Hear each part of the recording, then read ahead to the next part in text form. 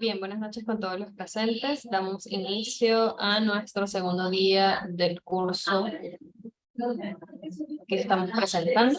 Antes de iniciar, queremos darles unas breves indicaciones que de igual manera ya han sido dichas ayer, pero queremos hacerles un breve recordatorio. Con respecto a su certificado, va a estar siendo enviado en el transcurso de la noche, más tardar el día de mañana. Ese número de WhatsApp donde les hemos enviado el link de Zoom, allí es donde es específicamente la parte de coordinación. Y si tienen alguna duda, consulta, sugerencia, por ese medio nos pueden indicar. Bien, sin más nada que agregar, le damos el pase al doctor Víctor Aquije, quien nos va a estar acompañando esta noche en el transcurso de estas 2 horas. Doctor, le doy el pase para que pueda iniciar. Muy buenas noches con todos.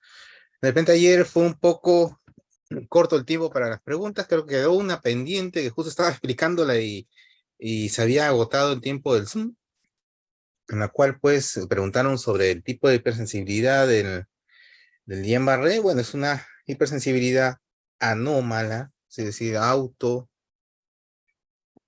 que autoinflige pues daño, principalmente en lo que es la vaina de mielina de tipo 2. Entonces, esa es la respuesta con respecto a ello, pero que es anómala y puede ser incluso tardía, en cierta manera. ¿Por qué? Porque el organismo lo que trata es de defenderse, ustedes saben, medio de defensa, ¿no? Contra una noxa. Entonces, esto es lo que incide en que muchas veces sucede este problema que destruye, pues, lo que es el sistema de conducción nerviosa. Entonces, el día de hoy vamos a ir alternando. A ver, se escucha entrecortado, me dicen. A ver, ¿pueden confirmar se escucha o está entrecortado, como me están mencionando? A ver. ¿Se escucha? ¿Se escucha? A ver. Se escucha claro. Se escucha, ¿verdad? De repente, ¿saben qué? Revisen su internet, por favor. Una recomendación. Con el botón derecho, donde está su red, su acceso a internet, colocan en solucionar problemas y después de ello, escogen diagnosticar todos los adaptadores de red siguiente y les va a arreglar el problema, porque a veces cuando uno está mucho tiempo con la computadora encendida, ahí hay problemas pues con lo que es la señal de internet. O de repente si es un problema del router, tienen que reiniciar. Y nuevamente ya conectarse. Bueno, y sin más, vamos a iniciar lo que corresponde al día de hoy. El día de ayer quedamos pues en lo que era prácticamente la relación que existe entre Zika con Guillain-Barré, que quedó muy clara, ¿no? Por supuesto. Entonces, ahora lo que vamos a ver es prácticamente lo que es parte de diagnóstico clínico y lo que es el manejo, y muchos aspectos de manejo. O sea, hay varias cosas que debemos de saber. El diagnóstico clínico se basa, pues, prácticamente en lo que hemos visto de las definiciones de caso. La definición de caso, pues, prácticamente de tipo sospechoso, en el cual vemos que hay debilidad progresiva, depende mucho de si es una lesión, ¿no?, descendente o ascendente. Principalmente se presenta de manera ascendente. Ahora, ¿cómo yo reconozco eso? Porque la persona cuando es ascendente solamente pierde la motilidad o la motricidad en la parte inferior del cuerpo, los miembros inferiores. Y es descendente cuando pierde, pues ahí, cuadriplegia, o sea, pierde tanto la movilidad de los miembros superiores e inferiores. Pero principalmente siempre es ascendente, se va de abajo hacia arriba. Asimismo, también, no solamente de manera, digamos, alterna, va a ir disminuyendo lo que es la motilidad, tanto miembros inferiores, abdomen, tronco, puede llegar hasta incluso parálisis facial y ocular si es que no se trata a tiempo. Ya sabemos que el periodo por el cual dura esta enfermedad va de 12 horas a 28 días. Hay pérdida, pues, de los reflejos, ya también nuevamente les repito, eso ya lo hemos visto ayer. Pérdida de reflejo patelar, rotuliano, el reflejo aquiliano, entre otros. Entonces, y lo hemos visto en un video que se los mostré ayer acerca de lo que es los exámenes, el examen físico que se hace para un paciente con Guillain-Barré, que se los voy a enviar, les voy a mandar el link, las guías, todo ello para que ustedes lo tengan, ¿no? Como material adicional. Y lo que es ausencia de otro diagnóstico, o sea, que se verifique que es un diagnóstico por Guillain-Barré. Porque a veces hay por accidente de tránsito, como le digo, hay ruptura de la médula, o hay diagnóstico de miastenia gravis, o hay diagnósticos de repente poliomielitis, y otros que tienen que ver con otros tipos de parálisis flácida. Correcto, e incluso hay a veces problemas medicamentosos, como les mencionaba, a veces problemas de lo que es intoxicación por organofosforados, por metales pesados, e incluso les mencioné que incluso hay lo que es intoxicación por drogas, ¿no? Y eso me hace acordar, les menciono que hace, por ejemplo, 3 semanas, estaba en Ciudad de Lima, y fui llamado por un supuesto caso de difteria, ya, sin salir del tema, ¿no? Pero para que ustedes se den cuenta de cuál es la alternancia. Entonces me llaman, me mandan una foto en la cual hay una separación de unas pseudomembranas en la parte faríngea, y de repente pues se moviliza todo el sistema, pues el sistema de vigilancia es sensible, y en ese momento pues llamo y verifican ustedes que esa persona no es vacunada, y digamos, le hagan una autopsia verbal, o sea, hacer una visita en su domiciliaria, en su casa, y verificar pues todos los signos, síntomas y antecedentes. De repente pues me llaman a la hora y media y me confirman que la persona son una pareja de cocainómanos, o sea, consumen carbohidrato de cocaína. Ah, entonces digo, no es. ¿Pero por qué? No es. El paciente que consume cocaína y que es intoxicado por esta, o que permanece intoxicado por esta, sufre de muchas lesiones, tanto de orofaringe y del sistema nervioso. Entonces les digo, se ha separado la mucosa en la parte faríngea, y eso es lo que está dando la apariencia de membranas. De repente, pues les mando la bibliografía y ustedes revisen ahí, de repente complicaciones en pacientes usuarios de cocaína, y les va a aparecer que hay lesiones en cabeza y cuello. Entonces, de repente ya me dicen, no, sí tiene razón, no es. Ya, porque estaba movilizando, ya en Lima se iba a viajar a Caica, y digo, no, es un par de cocainómanos, y uno de ellos ha hecho estas lesiones. Y en ese momento obvio, me dicen, obvio. Entonces no hay ningún problema. Por eso debemos nosotros alternar y saber reconocer entre uno y otro signo, ¿no? De una u otra, digamos, patología, que sea diagnóstico diferencial. Por eso es que es importante conocer los diagnósticos diferenciales. Ayer estábamos viendo con respecto a Guillain-Barré, y recuerden que siempre hay un antecedente. Guillain-Barré no se da por sí solo, hay un antecedente infeccioso en la mayoría de casos, ¿no? Y los diagnósticos diferenciales tienen que ver con intoxicación, con alguna sustancia u otro motivo, ¿no? Entonces hay que saber esto de la ausencia de diagnóstico alternativo. Ese es un diagnóstico. Entonces debemos tener en cuenta unos aspectos. El primero, el cuadro clínico. El cuadro clínico, acuérdense, ayer lo estábamos viendo, están las preguntas también que me hicieron.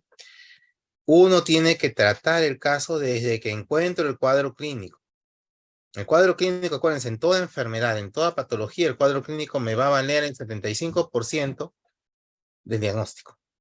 El 75% de mi diagnóstico se basa en el cuadro clínico. En toda enfermedad, sobre todo las infecciosas. Si, por ejemplo, yo estoy esperando el resultado, como le digo, algunos van a demorarme 3 días, otros una semana, y otros hasta un mes cuando se trata de cultivos. Si voy a tratar una enfermedad desde que recibo tratamiento, recibo el diagnóstico por el apoyo diagnóstico, entonces voy a perder tiempo y este paciente se me va a complicar. Si es una enfermedad infecciosa y de contaminación rápida o de contagio rápido, entonces voy a tener más casos. Eso es lo que no deseo. En una enfermedad infecciosa o una patología, lo primero que tengo que hacer en infecciosa es cortar la cadena de transmisión. En este caso, Guillain-Barré no es infecciosa, es posinfecciosa, es un cuadro sui generis en algunas personas, autoinmune, ¿no? Entonces lo que tengo que hacer es ello, ¿no? Tengo que tratarlo clínicamente. Aquí va a ver la situación de la debilidad progresiva de los miembros, inferior a superior en la mayoría de casos, que es simétrico, que es distal, o sea, comienza de las manos en los pies y vas ascendiendo de esa manera, o descendiendo, depende.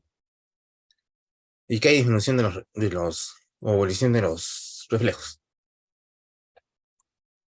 Asimismo, lo que vamos a recordar también ahorita, en este momento, es que hay otros medios diagnósticos, ya que me dan pues el otro 25% faltante. Es para verificar y certificar lo que es el diagnóstico, así como cuando tenemos, vamos a decir, dengue.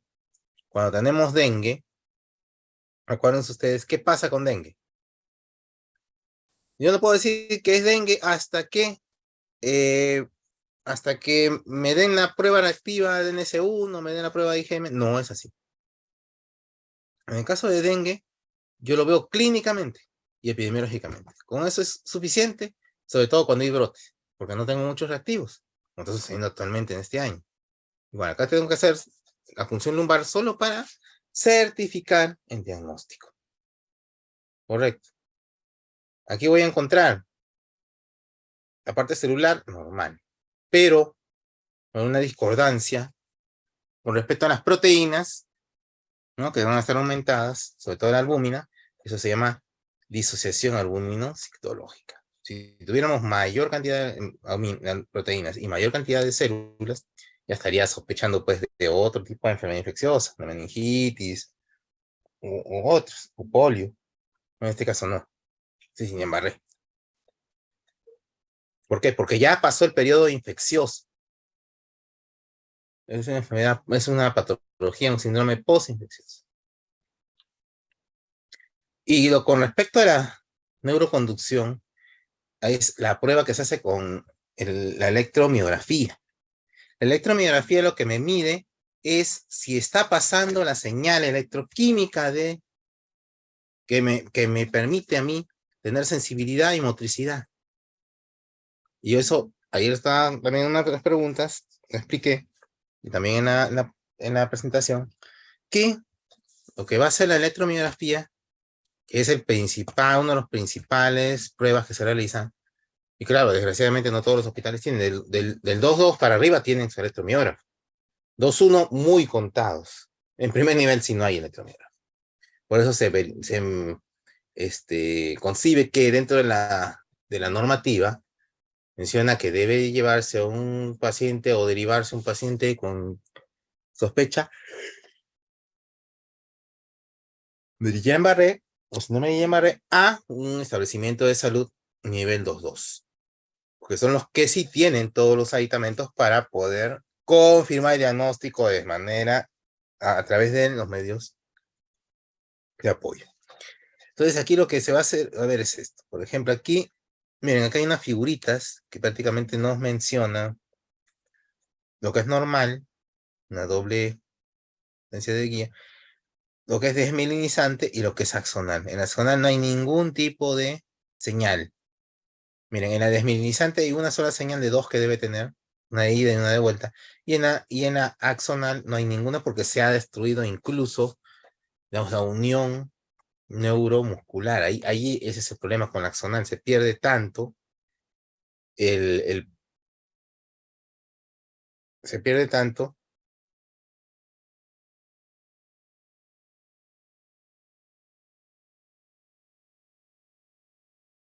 y de esa manera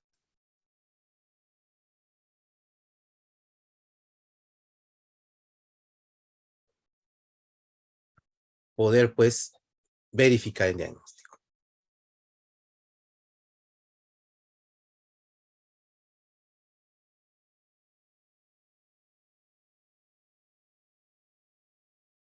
Entonces el manejo, y vamos a ver, les mostré un cuadro, ¿se acuerdan de las muestras que se tienen que tomar, de heces, todo ello? Aquí vamos a ver una explicación de algunas de ellas, las principales que se realizan para poder establecer pues este tipo digamos, de diagnóstico, de apoyo diagnóstico. Ya hemos visto la clínica, ya hemos visto la fisiopatología, se ha explicado muchas cosas. Entonces, debemos conocer primero el periodo de infección que tuvo una persona, ¿correcto? Para ver el diagnóstico etiológico. Se debe haber solicitado su prueba anteriormente.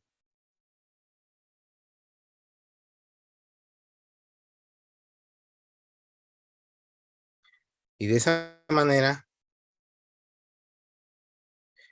poder, pues, establecer la etiología. Si es un examen que tengo que hacer gastroenterológico, ese es aparte, pues, de lo que tengo que hacer para ese tipo de parálisis flácida. Si es que tengo que hacer un examen de orina para verificar que sea una infección urinaria, también. Si es un examen inmunológico, también. Porque siempre queda un remanente de IgM y IgG. El IgM, ustedes saben, cuando es la etapa aguda de la enfermedad, etiológica, de quién produjo la primera infección. Y segundo,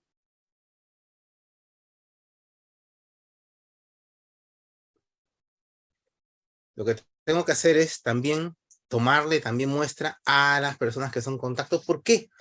¿Y por qué lo tengo que hacer? Más que nada para verificar que no haya un brote. Es para la parte etiológica, no es para el Guillain-Barré, sino para la etiológica. Por ejemplo, si hay un brote de ERA por enfermedad diarreica aguda por Campylobacter, o si tengo un brote de alguna otra infección de Zika u otra, entonces tengo que saber. Porque en una vivienda, por ejemplo, ahora que está más relacionado con Zika, en una vivienda tengo, por ejemplo, personas que viven y duermen sin mosquitero y esas situaciones, entonces van a tener picadura de zancudo. Más probable que tengan Zika, buena parte de la población de esa zona. Le voy a decir, está relacionado este Guillain-Barré con los casos de Zika que ha habido en la misma zona. O está relacionado el Guillain-Barré con los casos de Campylobacter que ha habido en esa zona. Para eso se hace el diagnóstico etiológico. Correcto. Y a veces ni se tiene que realizar. ¿Por qué?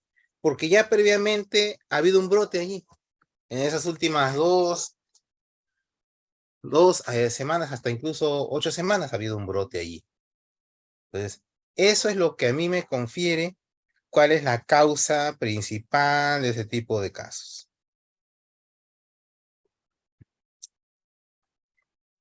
También, para el manejo de estas muestras, ¿qué debo de saber? Debo de saber las directivas. ¿Qué tengo que hacer? La directiva dice bien claro, yo tomo la muestra y tengo que enviarla rotulada y con su ficha clínica epidemiológica o de Guillain-Barré o de parálisis flácida. Hay una ficha de Guillain-Barré que ayer les puse la fotito y les voy a mandar la guía, la norma técnica 175, que ahí está la ficha. Entonces, anteriormente, hasta el año 2020, teníamos pues, o 2021, perdón, teníamos solo la ficha de parálisis flácida. Pero desde el año 2021 tenemos ahora la nueva ficha que aparte de la parálisis flácida, que era para menores de 15 años, ahora tenemos la nueva ficha de Guillain-Barré, que es específicamente para el Guillain-Barré. Por eso a veces las personas se confunden y dicen, no, mando la parálisis flácida, no. Y para ello, dentro de la normativa, esta nueva normativa dice que puedes mandarse o Guillain-Barré o parálisis flácida. Pero el Guillain-Barré es una forma de parálisis flácida. Así que no hay ningún problema, se puede mandar cualquiera de las dos. Porque la sintomatología es la misma. Se pierde la motricidad, se pierde la sensibilidad y se pierden los reflejos. O sea, eso no hay ningún problema, eso lo acepta el ministerio, está dentro de la norma. Para que no vayan a dudar cuando ustedes vayan a enviar una muestra. Ahora, ¿qué muestras se envían y cómo se envía la muestra? A ver, la muestra, por ejemplo, la primera, la de líquido cefalorraquídeo, está, ustedes ven ahí el mandril, ven que están tomando una muestra, ¿no? Se tiene que obtener la muestra por punción lumbar. Ojo, la muestra de punción lumbar se toma cuando se tiene primer contacto, la primera consulta con el paciente, que no se le ha hecho ningún tipo de terapia, ningún tipo de tratamiento, no se le ha hecho inmunoterapia, no se le ha colocado ningún tipo de plasmaféresis, nada de ello. Entonces, allí se toma la muestra del paciente, correcto. Entonces, así como hoy día es 23 de julio del 2023, deben acordarse ustedes que no se le toma la muestra si ya comenzó el tratamiento. La otra alternativa es que se toma después de una semana. Pero cuando se va a iniciar el tratamiento, antes de iniciar el tratamiento tengo que tomar. Cuando recién está una persona en contacto con la persona de salud, con el médico. Ahora, ¿cuánto se le debe tomar? 3 centímetros cúbicos, 3 mililitros en un recipiente estéril, en un tubo estéril. Bueno, en un criovial estéril, ¿no? Un criovial. Se le llama criovial a esa botellita que hay, ese frasquito que ven ahí, agarrándolo con guantes. Ahí. Debe estar estéril, ¿no? Rotura se le coloca el nombre y apellido del paciente, la edad, la fecha de obtención en la muestra. Correcto. Esas 3 cosas deben ir rotuladas ahí. Y eso se adiciona a la ficha de investigación clínica epidemiológica y se envía en cadena de frío, entre 2 a 8 grados, ¿no? Eso debe estar allí bien resguardado y debe enviarse al laboratorio referencial. Y si el laboratorio referencial no tiene la transferencia de tecnología para hacer el examen, se envía al Instituto Nacional de Salud, el NIMA, en Chorrillos. Allí se envía la muestra. No más de 3 días porque si no se pierde la cadena de frío y se desnaturaliza la muestra. Correcto. Eso es lo ideal. No es lo ideal. No debe de perderse la muestra porque si no, sacar una nueva muestra al paciente es incómodo uno, ¿no? Y también como por el tiempo, el avance de la enfermedad se pierde, pues. A ver, ¿hay alguna pregunta? Me dice 3 días, 3 días. Los 3 días que les menciono son desde que tomo la muestra hasta el envío. O sea, no debe pasar más de 3 días. Si yo hoy día, 23, tomo la muestra, la pongo en cadena de frío y la envío al INS, no debe pasar más de 3 días. Si pasan 3 días, ya se desnaturalizó la muestra. En algunos casos, cuando no lleva mucho friaje, mucho gel en la parte interior, donde va la muestra, se dice 2 días. Si yo lo llevo adecuadamente con su medio de transporte, su recipiente interno, su recipiente externo, y los cubículos o las placas en gel congeladas, me va a durar hasta 3 días. Pero caso contrario, solamente me va a durar 2 días. A eso me refiero cuando le envía uno en cadena de frío, que debe estar entre 2 y 8 grados, al INS. Esos son los 3 días que se cuentan, máximo. Correcto. Entonces, eso es lo que uno debe tener en cuenta. Es una de las prerrogativas principales, no solamente para ese tipo de muestras, para todas las DS también tienen que ir en esta cadena de frío de 2 a 8 grados y de esa manera pues se envía. Incluso el suero también se envía de esta manera, porque si no se pierde los elementos que se van a tener que leer con los reactivos. Correcto.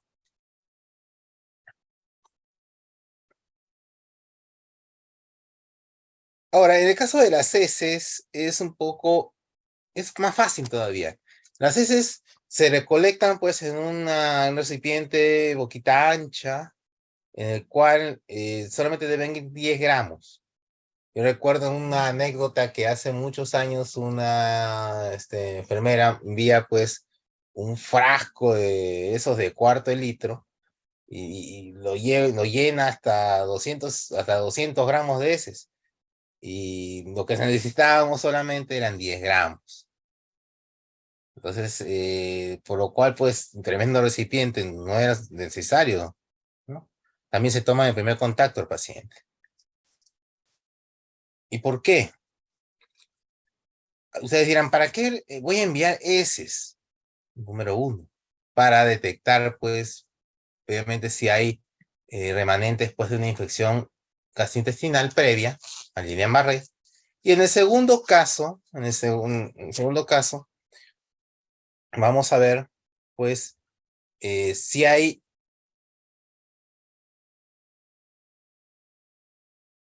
remanentes de lo que es poliomielitis.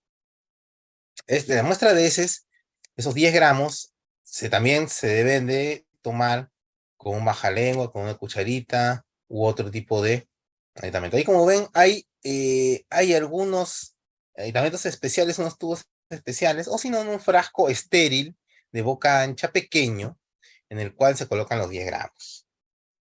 Después de ello, ¿qué se hace? Se coloca la muestra y se tapa. Se coloca rotulado, pues nombre, apellido, edad y la fecha y la obtención de muestra. Y la muestra se refrigera hasta que se envía. Y se envía también de 2 a 8 grados. Pero la muestra sí se refrigera. En este caso sí se refrigera. Porque si no se pierde las porciones si es que hay virus, las porciones de virus. O, digamos, los componentes en la bacteria, si es Campylobacter u otro. Para saber el diagnóstico etiológico. Hay que saber eso también por si acaso. En el caso del virus de polio, no permanece ahí. Ustedes saben que el virus no está ni vivo ni muerto. Y que la baja temperatura lo mantiene inerte, no destruye, sino lo mantiene inerte. Y que no está ni vivo ni muerto. Otra recolección de muestras es suero. En el suero se extrae pues 5 mililitros de sangre. Te dirán, ¿por qué? Se extraen 5 mililitros de sangre en un tubo sin anticoagulante. ¿Y qué se hace? Se centrifuga durante 10 minutos. O si no, se deja en reposo. Ahí se van a separar los elementos formes de la sangre. Va a aparecer abajo de manera rojiza. Y en la parte superior va a estar el sobrenadante que va a ser el suero. Que lo que necesitamos es el suero. El suero es retirado y se pasa a un criovial.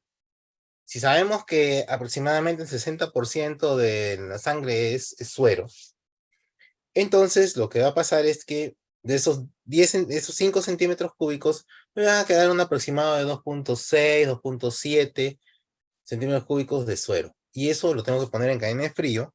Igual lo rotulo el tubito donde lo coloco con nombre, apellido, edad y fecha de obtención de la muestra. Y de dónde procede.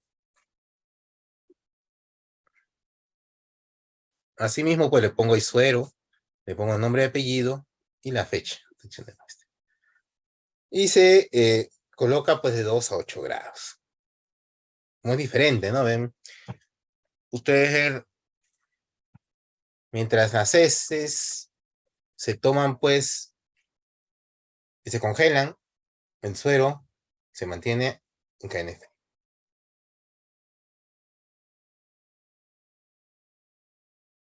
Entonces, ¿cómo conservo la muestra? Ya la muestra la tengo que enviar al laboratorio de referencia, o si no, ahí dentro de las 24 horas, y ellos tienen que enviar en otras 24 horas, si no están en un medio muy adecuado, al INS. Si está en un medio adecuado, incluso hasta 48 horas, pero se tiene que respetar eso. ¿Por qué? Como les digo, si no se pierden los componentes que se van a analizar, se desnaturalizan.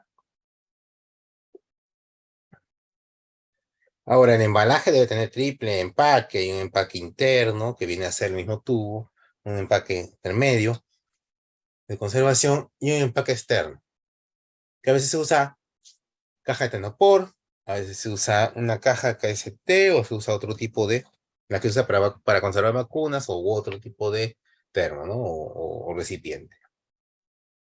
Ojo, siempre acompañado de la ficha de vigilancia química epidemiológica, si no, no se la van a aceptar.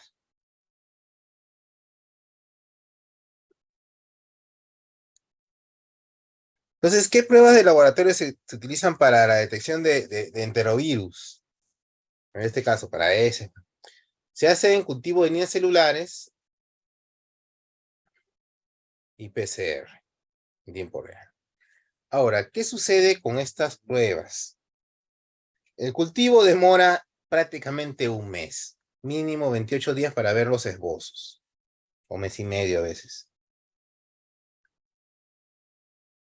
En el caso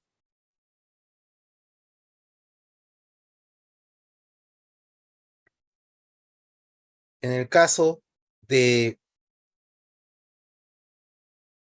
el PCR demora pues un poco menos. El PCR prácticamente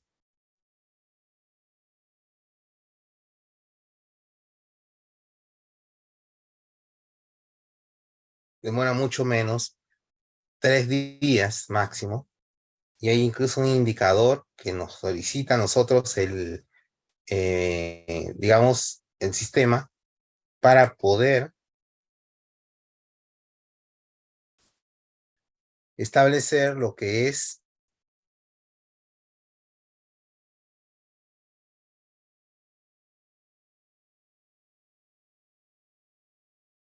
la calidad de cuánto se demora en enviar los resultados.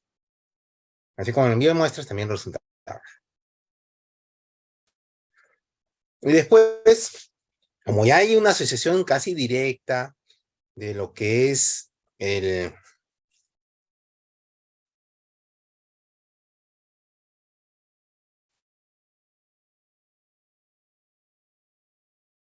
virus Zika, aquí se toma suero, y en suero, pues, ¿qué se mide?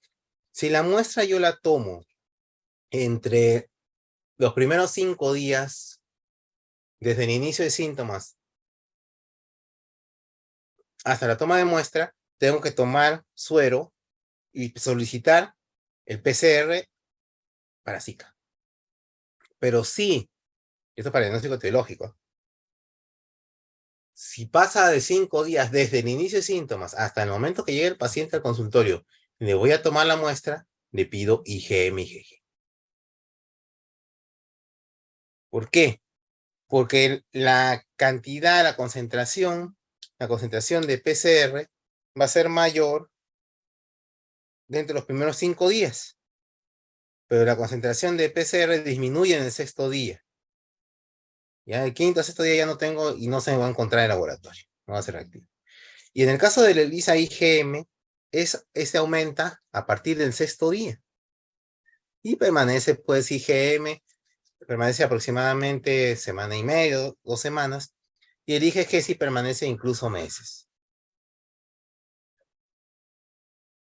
Acuérdense que el IgM es una traza en laboratorio que me indica que tenemos una infección activa. El IgG me dice que ya tuve la infección.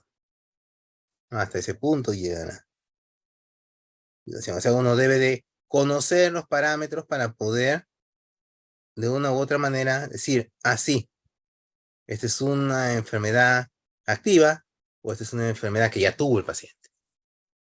Esto es para el diagnóstico etiológico, ¿eh? Para saber cuál ha sido de repente la probable causa. Correcto. Hasta ahí creo que no hay ningún problema, no hay ninguna duda.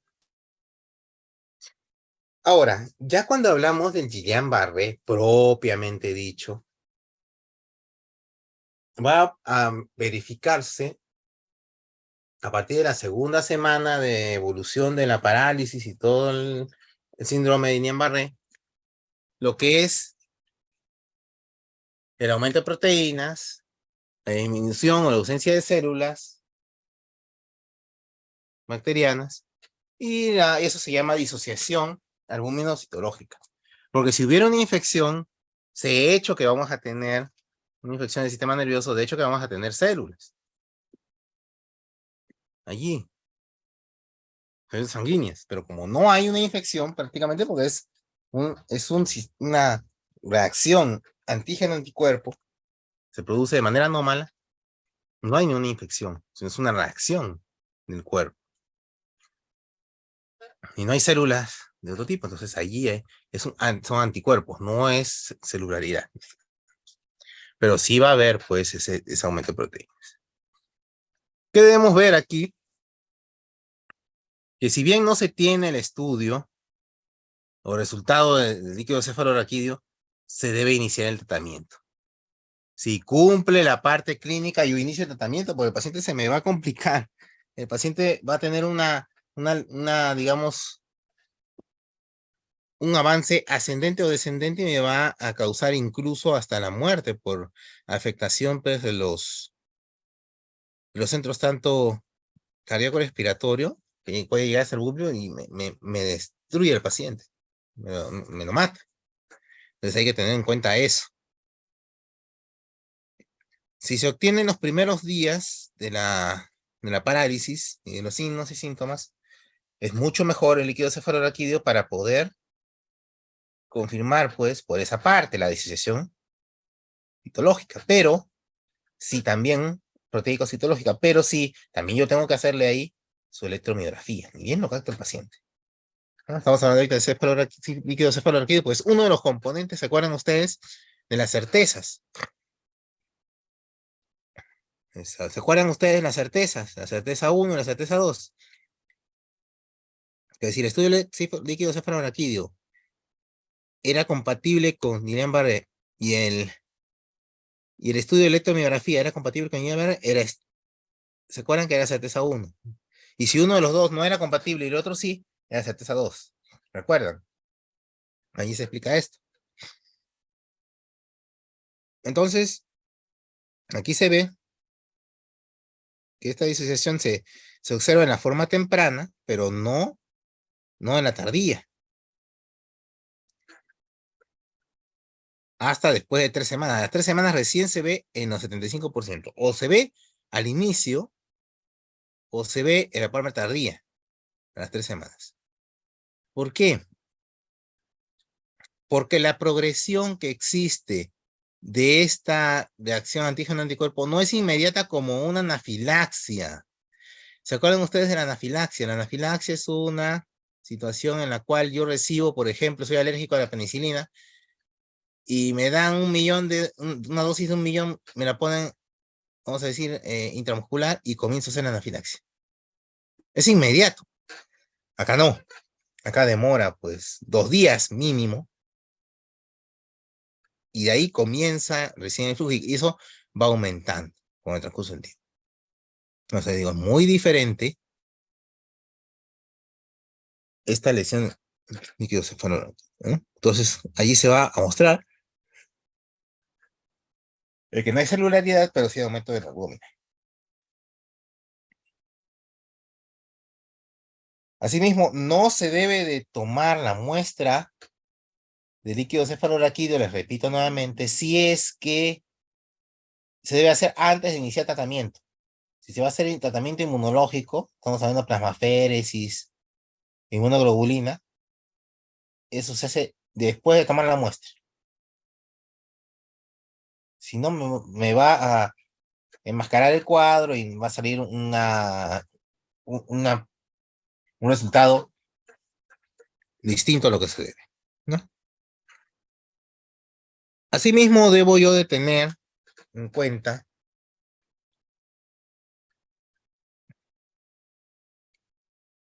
que no haya celularidad. Si hay celularidad, ya tengo que sospechar de que hay otro tipo de patología. Acá me dice, por ejemplo, la pleocitosis. Pleocitosis es que hay cantidad suficiente de varias células, y eso me va a decir que hay otros problemas.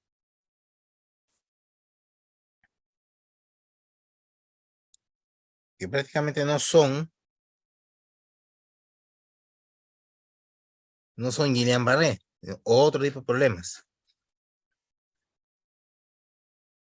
Y eso debemos tener en cuenta. Por eso es que dice bien claro, por acá les he puesto, la primera lámina que les puse hoy día, ausencia de diagnóstico alternativo. O sea, o diagnóstico alternativo.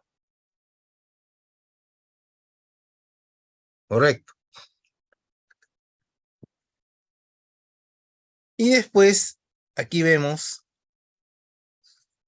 las formas disminizantes clásicas que van a tener sus características fisiológicas. Van a tener disminución de la velocidad de conducción por destrucción de la mielina, latencia distal y latencia larga. Eso es en la electromiografía. O sea, va a demorar en pasar la señal, por eso es que se ve casi una línea. No se va a ver las dos líneas de ida y vuelta, las ondas, su onda y su onda de reflejo, se van a ver muy limitadas.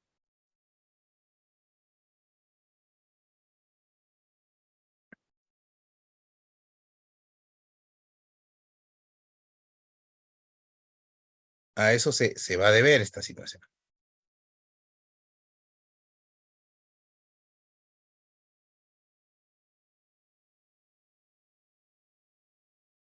También va a haber bloqueo de la conducción cuando hay destrucción ya del axón, ya hay destrucción no solamente de la vaina mielina, sino también prácticamente del entorno de la unión entre el axón y el músculo. Y una dispersión temporal que cuando va a destruir pues prácticamente todo, sensibilidad, motricidad, de por sí, ¿no?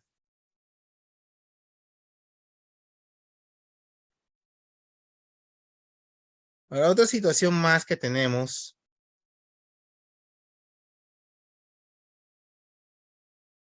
aquí va a ser en las formas axonales. Ahí pues hay destrucción de todo, todo el potencial se disminuye, todo, absolutamente. Y no va a haber sensibilidad, ya no va a haber nada, ni sensibilidad, ni va a haber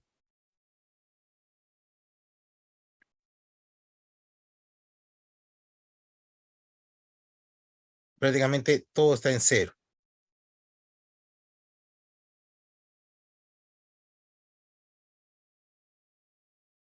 Es de mucho cuidado con ello porque a veces no se interpreta bien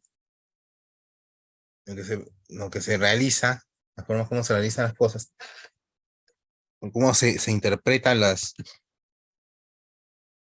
pruebas que se hacen, y vamos a tener problemas para poder verificar el cuadro, ya clasificar el cuadro, pues no, ya eso se hace de manera clínica, pero nos va a ayudar el apoyo diagnóstico, ¿no? La electromiografía prácticamente no se necesita para iniciar tratamiento, para iniciar tratamiento directamente con la clínica.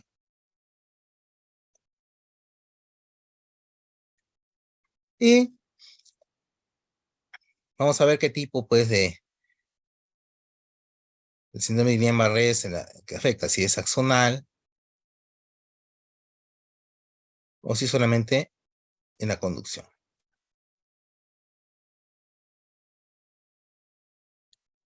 Eso nos va a dar el pronóstico y si va a ser una enfermedad aguda, subaguda o mucho mayor. Bueno, el curso de pronóstico prácticamente va dentro de los 7 días y puede llegar hasta las 4 semanas e incluso ustedes han visto pues que puede llegar hasta los 28 días, según lo que menciona la Organización Mundial de la Salud. Cuando es un estatus grave, incluso hasta un poco más por la rehabilitación que va a requerir la persona. Y la recuperación, como ustedes ven, de semanas a meses. Mientras más precoz sea el diagnóstico del tratamiento, más rápido va a ser la recuperación. Ahora, el diagnóstico de tratamiento tiene muchas fases. No solamente es encontrar al paciente, brindarle la terapia inmunológica, sea inmunoglobulina, sea plasmaféresis, no solamente es eso. Sino también hay un apoyo psicológico que hay que hacerle. La fisioterapia, que vamos a ver en un momento un video que les he preparado, he separado un video, entre otros aspectos. Las 3/4 partes de los pacientes que padecen este síndrome se recuperan, pues solamente pues, en los primeros días sin secuela, ¿no? El resto sí, el 25% ya tienen secuela, tienen pérdida de sensibilidad, parestesia, dolor neuropático, y el dolor también, la disminución del dolor es otro de los tratamientos que se tiene que hacer. En la mayoría de los casos no se les da codeína ni nada de ello, y está prohibido darles corticoides a estos pacientes. Correcto. Según la estadística, también mueren entre el 1 y el 2% de los pacientes, principalmente los que están en extrema vida. Estamos hablando de los menores de 2 años y de los mayores de 65. Estas personas son las que fallecen entre 1 y 2%.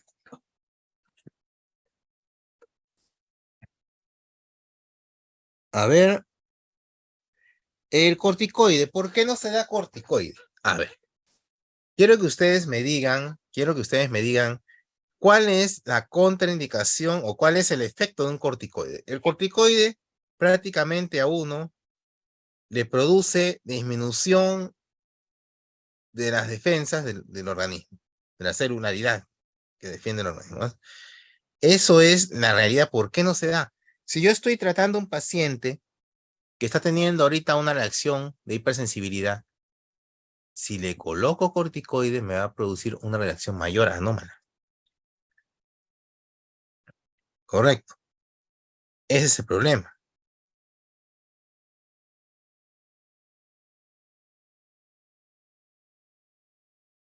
Y de esa manera pues voy a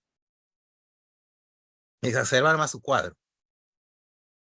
Por ejemplo, ¿por qué no se da corticoide en el caso de dengue? ¿Por qué no se daba corticoide en el caso de COVID?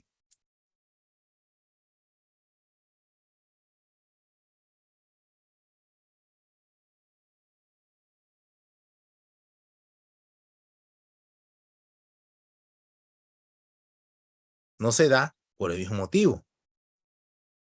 Disminuir las defensas y que voy a propiciar que haya una coinfección con una bacteria u otro virus. Si es un virus, es una bacteria, ¿no? Eso es lo que me va a producir el problema, ¿no? Entonces, yo no voy a querer eso. ¿Entienden?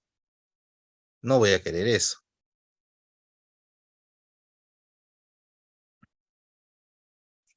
Por eso ese es el motivo.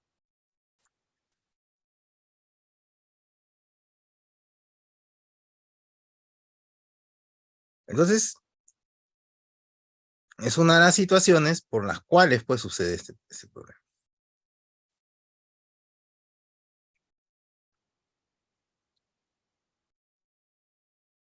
Ahora, en el pronóstico es reservado. A veces no exactamente no sé cuál va a ser la situación de este paciente.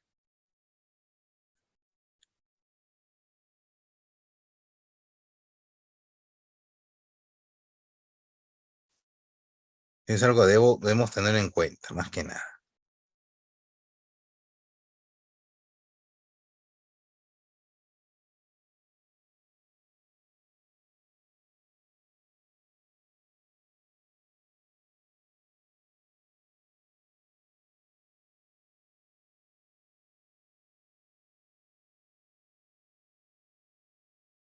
A ver. Entonces va a haber una escala de gravedad, en este caso. Nos va a decir, pues, dependiendo del grado, situación, cómo se encuentra el paciente, se le clasifica.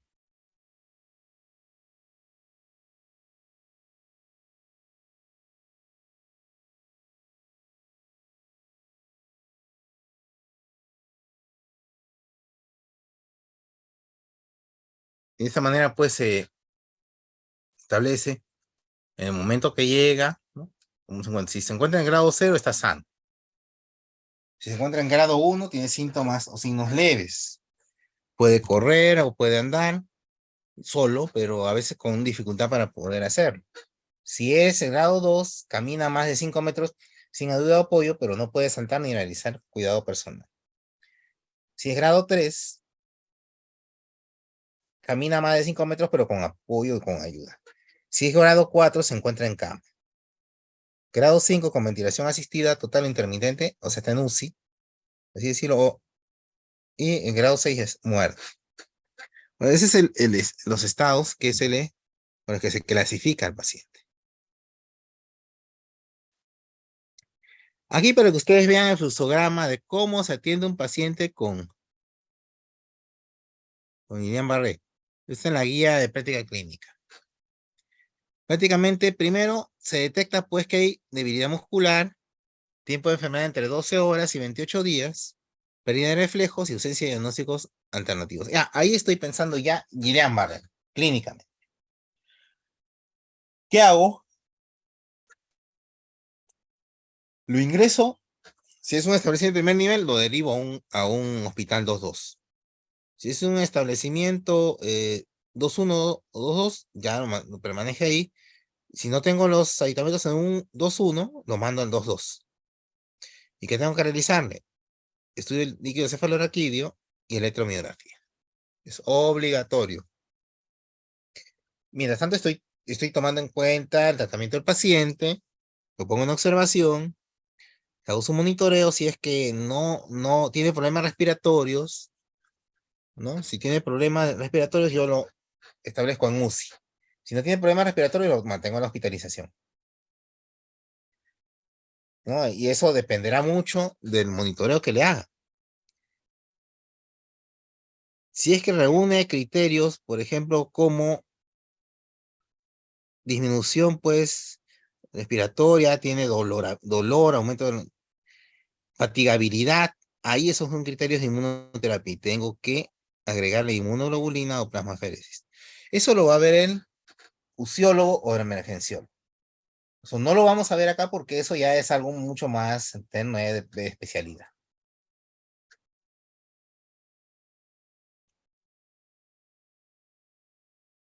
Y dependiendo de ello, se le va a mantener el monitoreo, se le va a tomar funciones vitales continuamente, y debe tener apoyo psicológico tanto el paciente como los familiares. Se tiene que tratar pues en dolor, porque va a haber dolor en el paciente. Y a su vez también vamos a tener que realizar algunas otras pruebas, ¿no? El manejo no es difícil.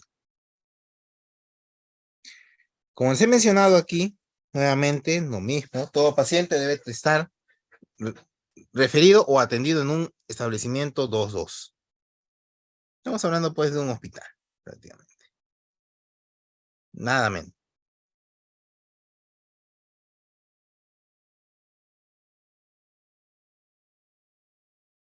El tratamiento dependerá de garantizar el soporte ventilatorio, en caso de que el paciente tenga insuficiencia. Debe haber profilaxis de trombosis venosa profunda, que lo vamos a ver en un momento. Colocación de sonda nasogástrica en caso de dificultad para deglutir, para consumir alimentos. Todo lo demás es seguimiento y a su vez también la fisioterapia y todo lo que corresponde a ese tipo de aspectos. Los criterios de ingreso a UCI.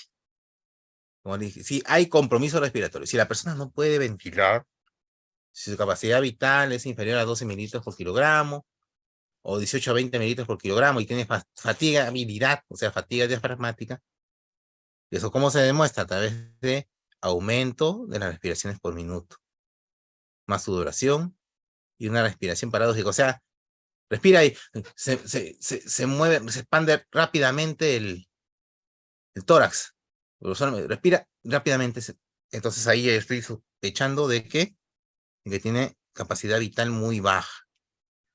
Tiene tos escasa, ya que no puede tomar mucho aire, acumula muchas secreciones, o también puede tener neumonía aspirativa, por la dificultad que va a tener para expansibilidad, ya que poco a poco es ascendente el problema.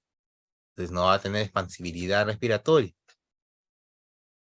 O también que va a tener la debilidad progresiva y va a disminuir pues la deglución, por eso va a tener que usar sonda nasogástrica, ya que el problema de Guillain-Barré es ascendente. Si no se toma en cuenta, si ha pasado muchos días, comienza a progresar y la persona no puede ni deglutir. Ahora, si tiene fluctuación de presión arterial, pulso, arritmia, hilo paralítico y otros, también es condición para ir a UCI. Si tiene edema pulmonar de origen neurogénico, también. O si tiene sepsis. Ustedes pueden decir, ¿por qué puede tener sepsis un paciente con Guillain-Barré? Acuérdense ustedes, el paciente con Guillain-Barré tuvo una patología, una patología etiológica previa de infección. Esta, si es viral, le disminuyó las defensas en buen porcentaje. ¿Qué pasa cuando te da COVID? Que COVID también es una de las causas etiológicas del síndrome de Guillain-Barré. Disminuyen las defensas y puede ingresar otra noxa, otro agente.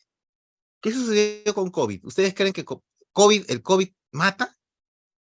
el COVID disminuye las defensas y viene estoy en el hospital y se me viene una Klebsiella y me producen neumonía típica. Por eso se llama neumonía típica. Ingresan otras noxas del hospital y esas son las que te destruyen pues los asinos pulmonares y te causan ese problema de una coinfección. Ese es el problema que sucede. Y eso es lo que a uno prácticamente lo mata. Porque son bacterias y virus que se encuentran en los hospitales. Las personas morían por ello.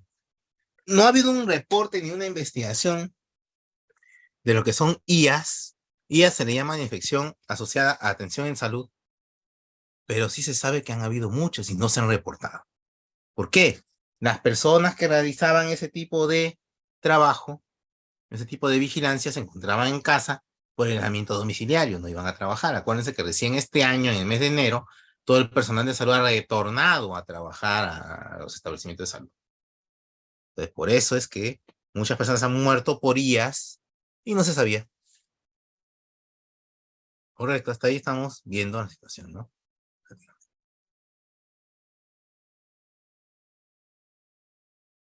El manejo, nuevamente les repito, el manejo tiene por consiguiente la preservación de la capacidad ventilatoria, o sea, que la persona pueda respirar. La monitorización cardiovascular, también igualito, que no tenga un paro o un infarto, un paro cardíaco. El tratamiento de cualquier anormalidad autonómica, estamos hablando de arritmias, hipertensión, hipotensión, entre otros. La prevención y tratamiento de infecciones. Por si acaso tiene una sepsis, que sea por ahí, colado una bacteria, un virus. Nutrición e hidratación adecuadas. Tiene que hacer un balance hídrico. Si está en UCI el paciente o está en hospitalización, igual. Tienes que hacer un balance hídrico. ¿Por qué? El paciente está, de repente, con ventilación mecánica. Si está con ventilación mecánica, está con nutrición parenteral, tengo que verificar ingreso y salida de líquidos. Acuérdense, el paciente en UCI, tengo que verificar ingreso y salida de líquidos para que no haya ningún problema posteriormente de que se me complique el paciente. O lo sobrehidrato o lo deshidrato. No puede ser así. Tengo que darle la cantidad de líquido suficiente para reponer lo que haya perdido o para darle restringido porque está acumulando mucho líquido. Y como está echado en cama y no puede movilizarse, tengo que prevenir las escaras. Tengo que prevenir las escaras. Eso es algo que debo de hacer, porque si no después voy a tener problemas de ese tipo, de escaras.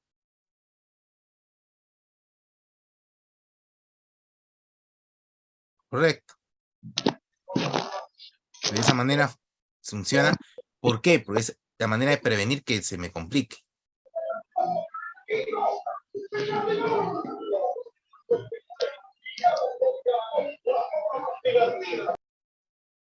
A ver, ¿alguien tiene ahí un audio encendido, creo?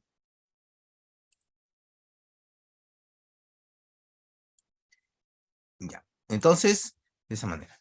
Y el tratamiento específico que se tiene para el paciente es pues la gamma globulina o inmunoglobulina endovenosa en una dosis de 2 gramos por kilogramo. O la plasmaféresis, en la transferencia pues de esa albúmina, y neurorehabilitación, que es a través de la fisioterapia, el uso de férulas, el uso de aditamentos especiales. La persona pueda retomar nuevamente su actividad física, ¿no?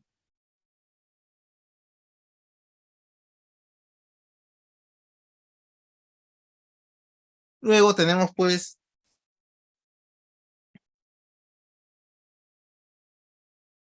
que el tratamiento pues con la globulina va a ser, con la inmunoglobulina va a ser de 0.4 gramos por kilogramo de peso por día durante 5 días. Es decir, 2 gramos por kilo en total. Máximo. Los efectos que pueden haber por este tratamiento, o sea de gamma globulina, o sea de plasmaféresis, que los dos, se puede usar uno de los dos, y los dos tienen la misma probabilidad de mejorar el caso, es que da cefalea, fiebre, dolor muscular, vómitos y a veces rash cutáneo. Acuérdense que la inmunoglobulina se produce de la conjunción de extraer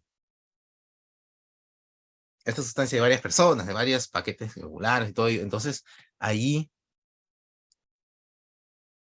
yo eso lo veo banco de sangre.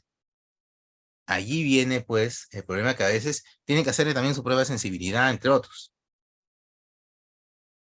No crean que es así nada más.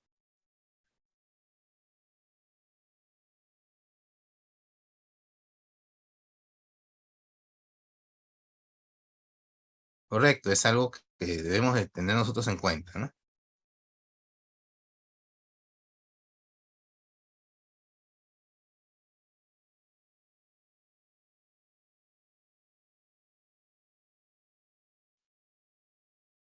En ese tratamiento específico, miren, aquí les he colocado, pues, se inicia la inmunoterapia según la escala de Hughes. En un paciente que es una escala de Hughes mayor de 2 y con inicio y síntomas menor a 4 semanas. Ahí es donde se prefiere utilizar, pues, lo que es inmunoterapia, donde se prefiere.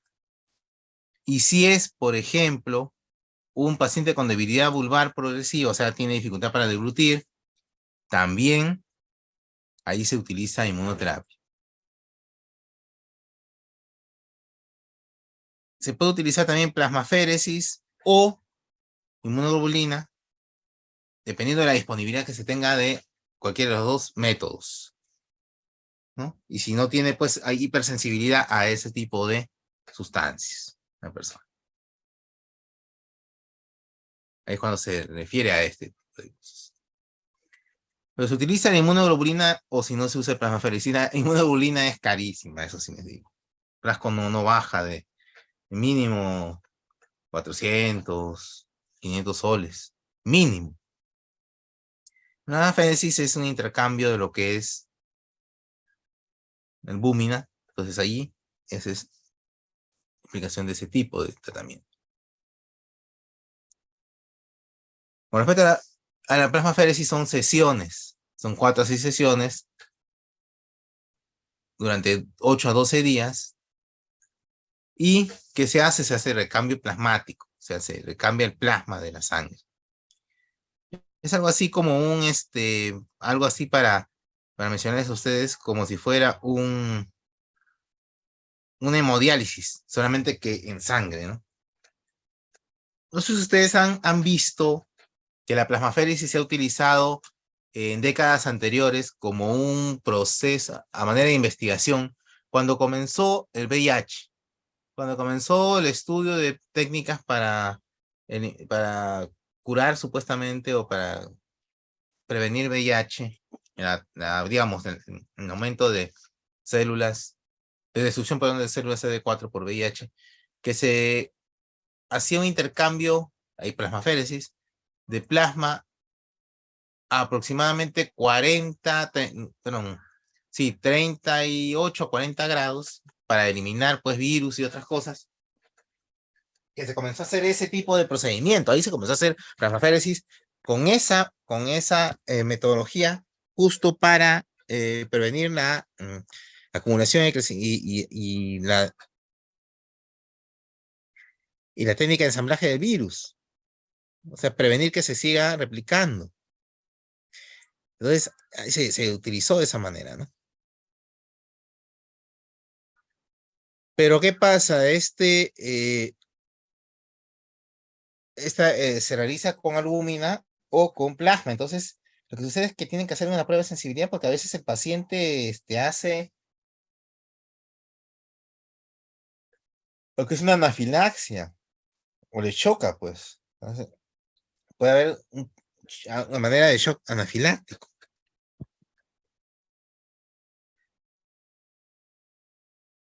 Pero eso siempre y cuando tengas el equipo para hacer plasmaféresis. Caso contrario, si tienes inmunoglobulina, trabajas con inmunoglobulina. correcto.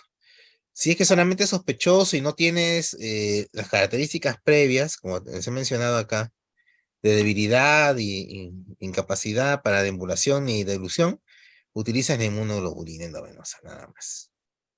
¿Cómo se administra? Ya saben, 2 gramos por kilo dividida en 0,4 gramos por kilo por día por 5 días.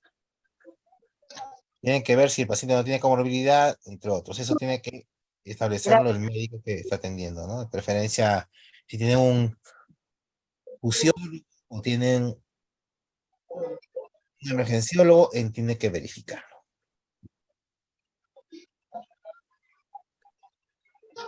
Y si tienen un infectólogo, mucho mejor para que él ¿Cuál pueda. es la mochila? ¿La maleta? ¿Tienes algo para marcarte? A ver, por favor, sus audios, por favor. ¿No? Ya. Producto. Ya. Por favor, su audio. A ver, ¿quién está? Ya. Entonces, de esta manera, pues, se administra este tipo de tratamientos. El tratamiento de la inmunoglobulina es más factible y es más efectivo en adultos mayores. Eso es lo que mencionan los trabajos de investigación que se han hecho en los últimos años respecto al síndrome de Guillain-Barré, tratamiento de síndrome de Guillain-Barré.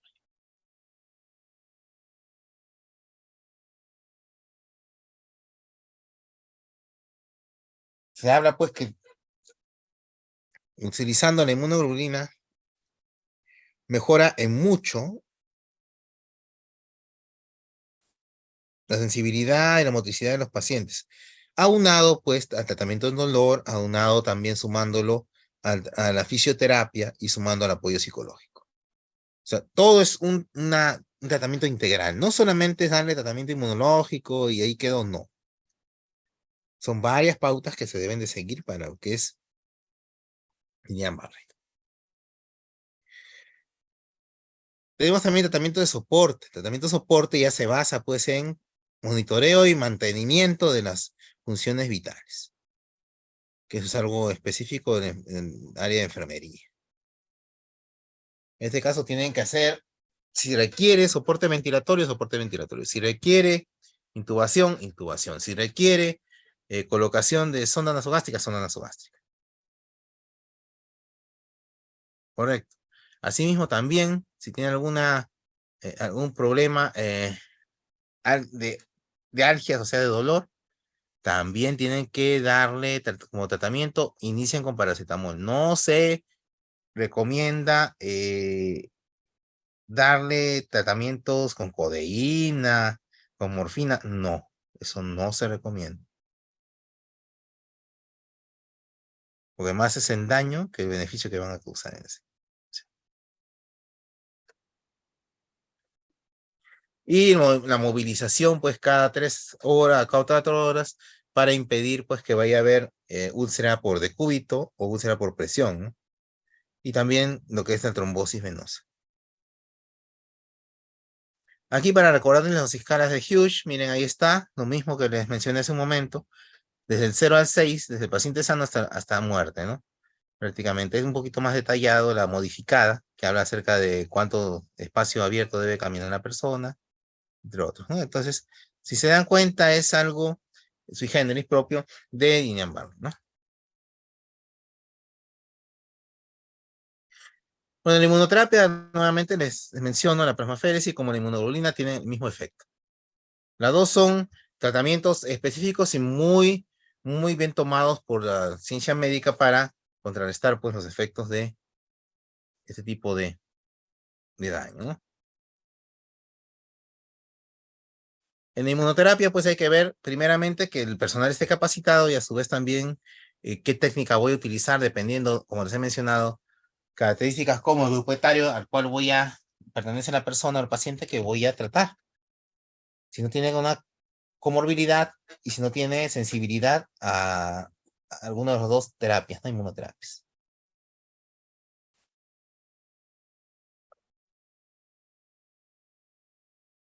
En la inmunoglobulina se utiliza pues en algunos casos con mucha menos cautela en parálisis flácida, ya que Guillain-Barré es una parálisis flácida, ¿no? No hay mucha complicación secundaria.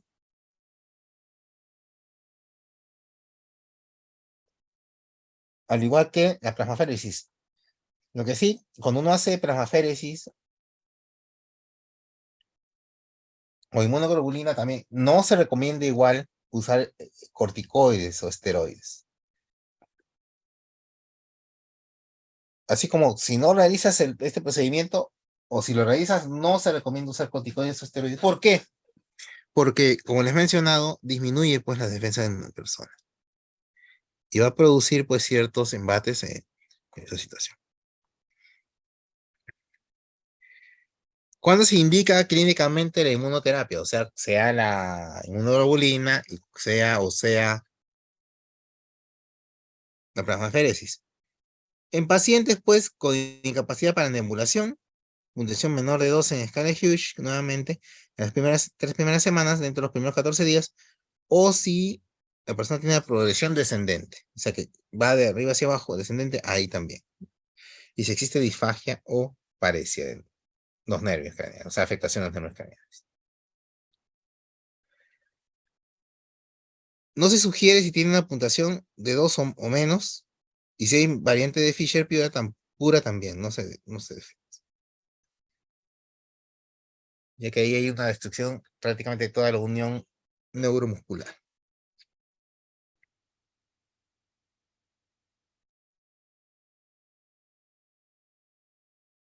Esto también lo hemos visto.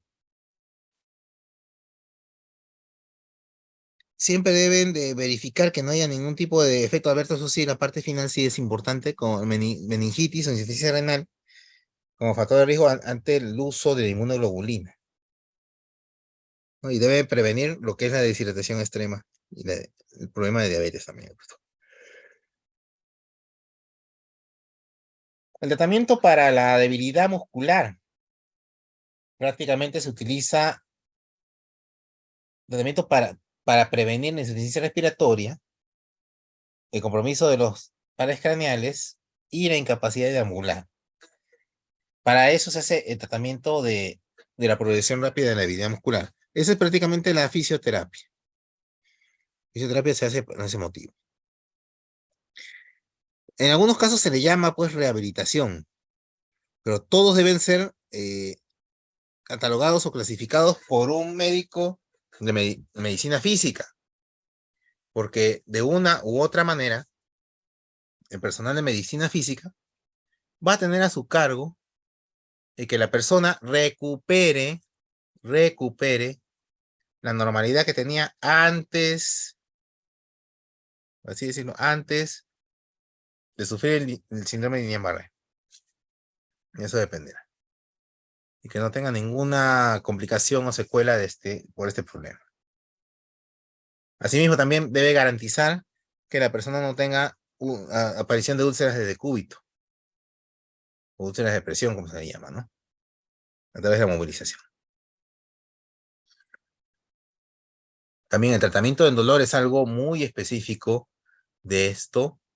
Aproximadamente 50% de las personas en etapa aguda, en esa fase aguda, o sea, en las primeras 7 a 10 días, tienen un dolor de intensidad moderada. Allí se va a trabajar solamente con algunos AINES, pocos, iniciando con paracetamol. En algunos casos se puede utilizar carbamazepina o gabapentina, en algunos casos que ya sea un poco más grave en dolor. Correcto.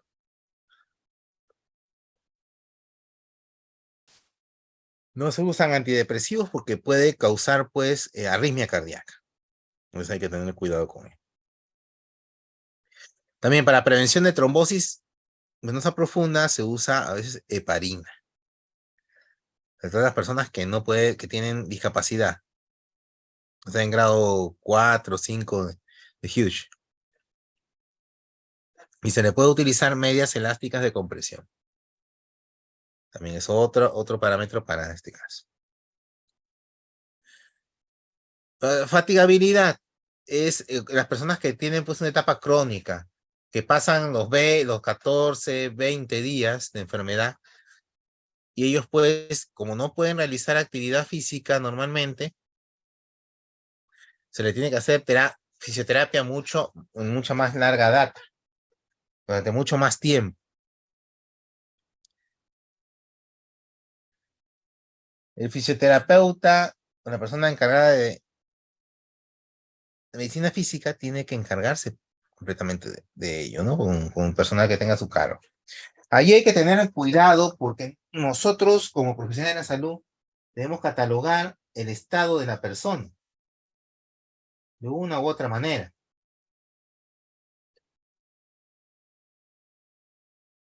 Ahí se tiene que valorar, ahí se tiene que valorar lo que es el estatus de movilidad o de motilidad de la persona durante todo el periodo del tratamiento, para ver la mejora del mismo. Hay que hacer una valoración de la motilidad.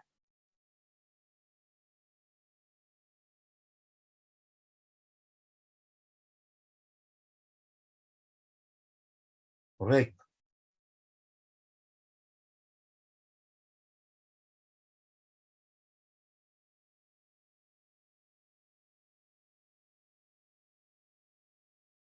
Bueno, con respecto al apoyo psicosocial, es lo que vamos a ver un momento. Vamos a ver ahorita lo que es la fisioterapia. En esos aspectos voy a dejar de compartir esta parte. Voy a ponerles un pequeño video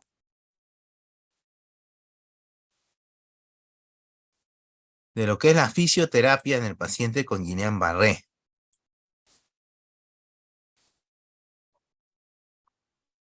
Aparte de la rehabilitación. Y son ejercicios que deben hacer en domicilio, a fin de poder contrarrestar, pues,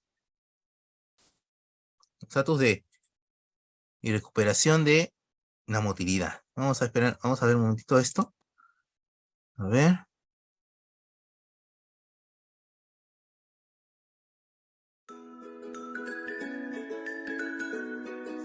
Vamos a empezar con lo primordial, que es la posición correcta que tiene que tener el paciente antes de realizar estas actividades. Bueno, colocamos una almohada sobre el cuello de la paciente, no tiene que ser ni muy alta ni muy delgada. Tiene una almohada por debajo de sus rodillas para mantener su columna. Y claro, como le vamos a trabajar la mano, le colocamos una almohada con una toalla para que ella se sienta cómoda cuando le vayamos a hacer todos los ejercicios.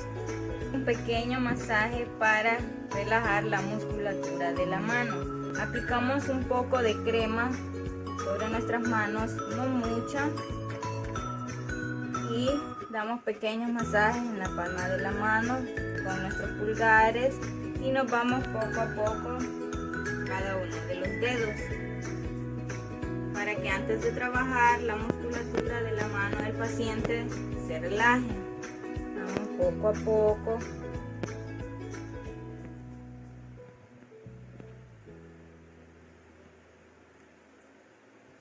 Ahora vamos a hacer pequeños movimientos de muñeca pasivos. Vamos a hacer extensiones, flexiones de la mano, la muñeca.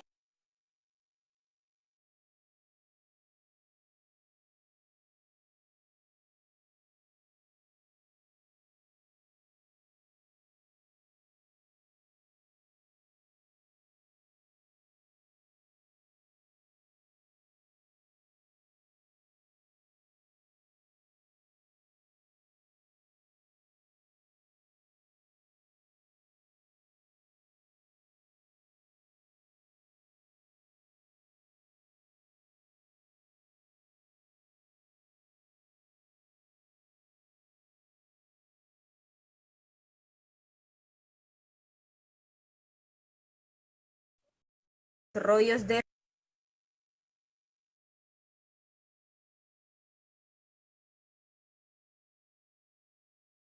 es con unas esponjitas o, bueno, yo aquí hice unos rollos de foamy, ¿verdad? Un material que no sea tan duro.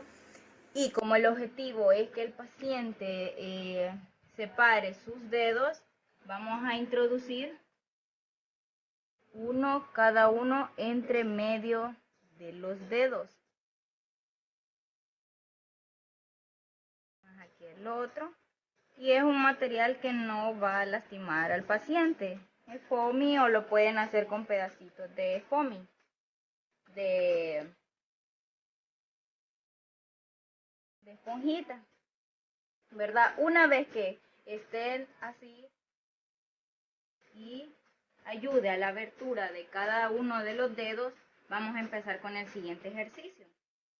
Lo que vamos a hacer con la ayuda de nuestros dedos, ya colocando el paciente de esta manera, vamos a hacer un ejercicio que ayuda al rango de movimiento y la movilidad de los dedos, ¿verdad? Como nuestro objetivo es abrirlos, entonces empezamos con 2 de nuestros dedos, que en este caso los míos son delgados, ¿verdad? Vamos a empezar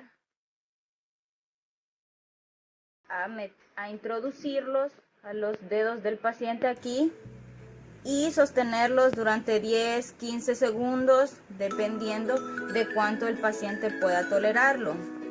A medida que vayamos avanzando, podemos meter no 2 dedos, sino que 3. Así, si se fijan, el rango pues va aumentando y el paciente va a poder abrir más sus dedos, ¿verdad? Vamos con los otros. Primero introducimos 2.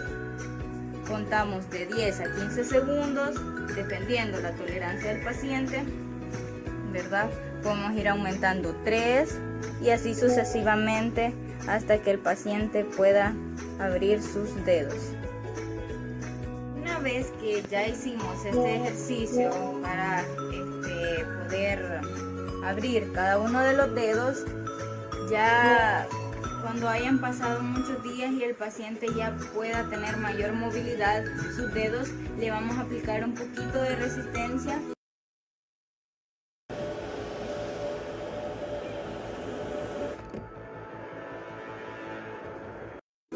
Utilizando hulitos, ¿verdad? Es lo más sencillo que podemos conseguir sin recurrir muchos gastos. Como ya para este tiempo ya el paciente va a poder abrir más sus dedos, lo que vamos a hacer es introducir los hulitos primero con 2 dedos, metemos al paciente y le vamos a pedir al paciente que abra sus dedos, ¿verdad? Y estirando con el hulito, ¿verdad? Lo que va a lograr que el paciente logre el movimiento bajo una pequeña resistencia y agarre un poquito más de fuerza su arco, ¿verdad? Y así sucesivamente con todos los dedos, ¿verdad? Puede ser con 3, ¿verdad? Le pedimos al paciente que los abra hasta donde él tolere que abra.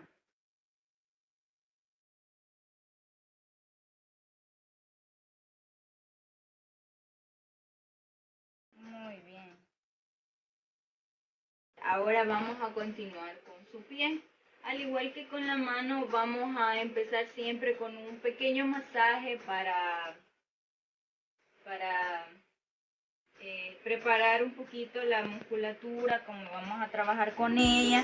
Entonces es muy importante que esté relajada, tanto la paciente, sus músculos. Entonces vamos a hacer siempre un pequeño masaje en la planta del pie, en cada uno de sus deditos.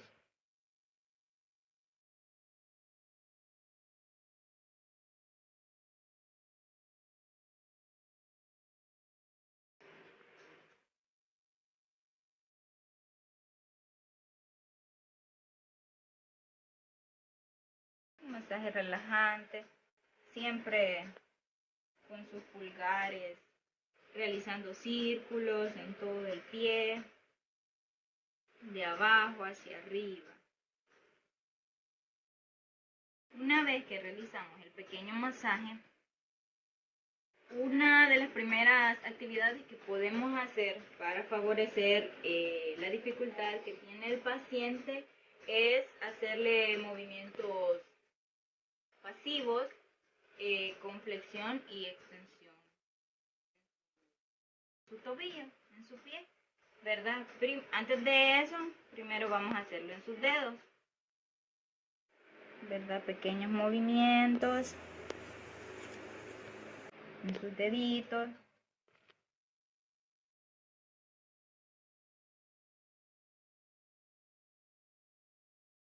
Ahora, como nuestra prioridad es que el paciente logre realizar la flexión del pie, lo vamos a hacer pasivamente hasta donde el paciente lo tolere, ¿verdad?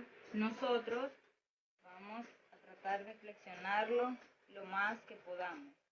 Y ahí vamos a extenderlo. Vamos a flexionarlo, vamos a extenderlo. Hasta donde el paciente pueda llegar y hacer unas repeticiones quizás de 10 a 15, dependiendo, ¿verdad? De cuánto tolere. Y a medida que el paciente pueda realizarlo y vaya respondiendo, estos ejercicios van a ir de pasivos a activos. Le pedimos al paciente que nos colabore en la flexión, ¿verdad? Ya él solito lo puede realizar. Va a extender su pie, lo va a flexionar, lo va a extender y vamos a hacer unas 10 o 15 repeticiones. Una vez que el paciente le vamos a colocar un poquito de resistencia manual. Realice una pequeña resistencia para que su musculatura que le permite flexionar el pie logre vencer esa resistencia. Bueno, ahora vamos con el segundo ejercicio que podemos realizar en nuestras casas para la dificultad que tenga este paciente en la flexión con su pie. Con ayuda de una pequeña mantita, nosotros vamos a utilizar una sobrefunda, algo que puedan encontrar en su casa, algo muy sencillo, ¿verdad? Vamos a doblarlo, que tiene que ser delgado, vamos a doblarlo lo más que se pueda. Y con ayuda de un lazo, nosotros pues decidimos hacerlo con un lazo de hamaca, puede ser cualquiera que se tenga en casa, que no incurre en gastos y que pueda ser muy útil para esta actividad. Vamos a pedirle en una esquinita que el paciente lo agarre. Tiene que ser lo suficientemente largo para que llegue de los brazos del paciente hasta su pie. Vamos a colocar la mantita en el pie del paciente,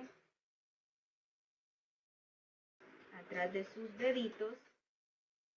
Vamos a abarcar sus deditos aquí para que el lazo directamente no le roce el pie y no la lastime. Ahora, como este es un poquito largo, pero el paciente lo va a agarrar hasta acá. Va a agarrar hasta acá. Y la función con esta actividad es que el paciente va a llevar ese lazo como a su pecho, tratando de realizar la flexión del pie. Él se va a poder poner la resistencia que ella pues tolere, ¿verdad? Y le vamos a decir a la paciente que lo realice, que haga hacia adelante. Y como podemos observar, ¿verdad? Ahí hasta donde ella tolere. Ella solita se jala, ¿verdad? Y puede realizar la flexión de su pie. Jala, después vuelve a relajar el pie, después vuelve a jalar. Bueno, ahora vamos con el tercer ejercicio que se puede hacer en casa para ayudar a flexionar el pie. Este es el mismo que el anterior, ¿verdad? Con ayuda de la mantita y con el lazo. Pero la diferencia es que el paciente se encuentra en posición sentado. Eso es cuando ya el paciente lo podemos sentar, ¿verdad? Y se hace el mismo procedimiento. Con este lacito que nosotros ponemos el de la hamaca, le damos un extremo a la paciente, le ponemos aquí para que con el lazo no se lastime, no se roce el pie, y le damos un pedazo. Y aquí el restante lo podemos recortar, o si lo ocupan siempre para otra cosa, no importa, se puede dejar así. Y ahora, importante, la paciente está sentada a la orilla de la cama y tiene colgando sus pies. Si se fijan, no tiene los pies sobre el suelo, porque precisamente el ejercicio que va a hacer se hace más completo estando los pies colgando, porque se coloca en una extensión y lo que queremos lograr es hacer una flexión. Entonces, ella realiza lo mismo, con la misma fuerza de ella levanta, ella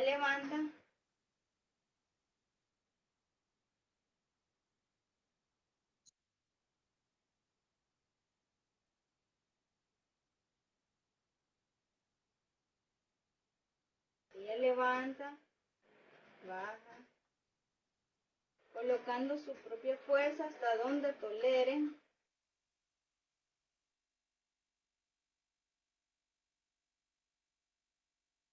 Ya sea 10 o 15 repeticiones según lo que ella pues aguante el ejercicio. Si hay mucho dolor, se suspende totalmente la actividad. Ahí ella va adquiriendo fuerza. Bueno, los ejercicios son ejercicios prácticamente de estiramiento, son ejercicios de flexión, de contracción, que se deben realizar para poder evitar lo que es la atrofia, la hipotrofia de los músculos, ya que no están realizando su función normal. Por ese motivo es que se realiza ese tipo de ejercicios. Acá me preguntan por cuánto tiempo. Lo ideal es que los ejercicios se deben realizar al menos durante 1 a 2 meses posteriores hasta posterior al evento. Eso nos va a ayudar, pues, a que la persona recupere su motricidad y la sensibilidad. Entonces, ¿qué sucede allí? Si el paciente es un paciente, pues ya etapa grave, va a demorar un poco más. Ahí sí va a demorar unos 4 o 6 meses la fisioterapia. Pero si es un paciente agudo, subagudo, solamente el periodo de tiempo que es hasta incluso 2 meses. Dependerá mucho qué tipo de paciente es. Tiene que evaluarlo el neurólogo, tiene que verlo el médico encargado de medicina física y rehabilitación. Él es el que le va a dar las pautas. Solamente esos son ejemplos de ejercicios que puede realizar en su domicilio.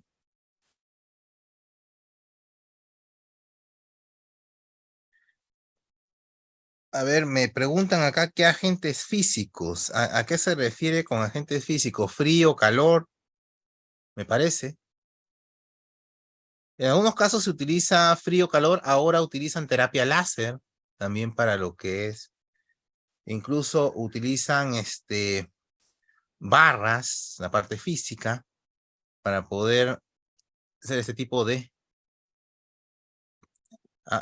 digamos, de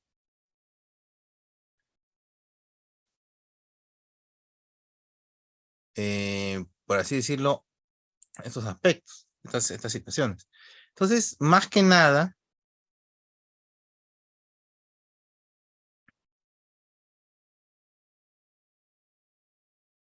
tener en cuenta estas pautas, ¿no? Principalmente. Claro, cuando es agudo se habla de frío, de calor, pero lo que se quiere acá es rehabilitar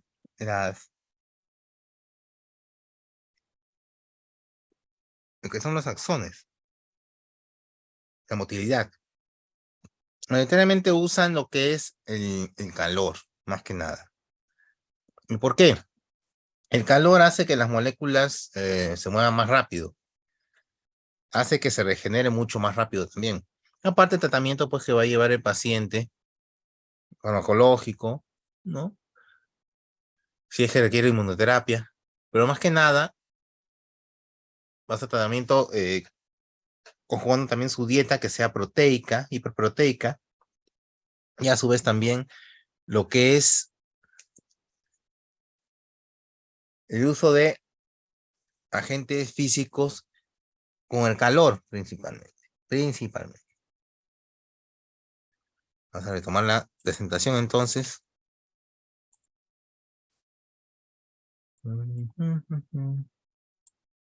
está.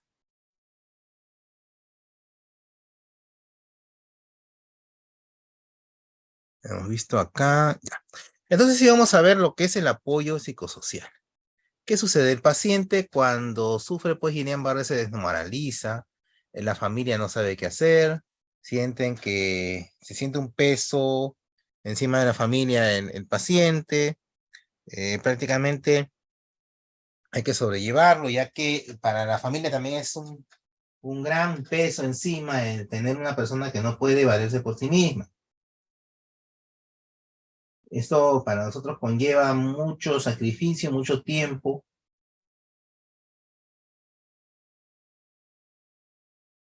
Hecho influye pues a lo que es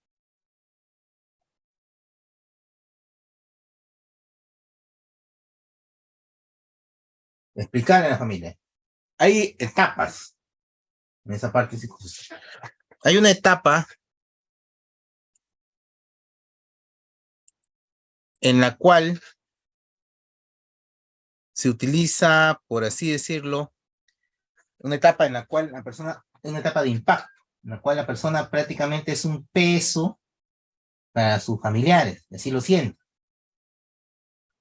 Después hay la de aceptación, en la cual la familia dice, bueno, ya me ha dicho el médico que por 3 o por 2 o por 2 meses o 3 meses tengo que hacer la fisioterapia, tengo que tratarlo, tengo que mantener todo su cuidado para que no tenga, no sé, decúbito y todo ello.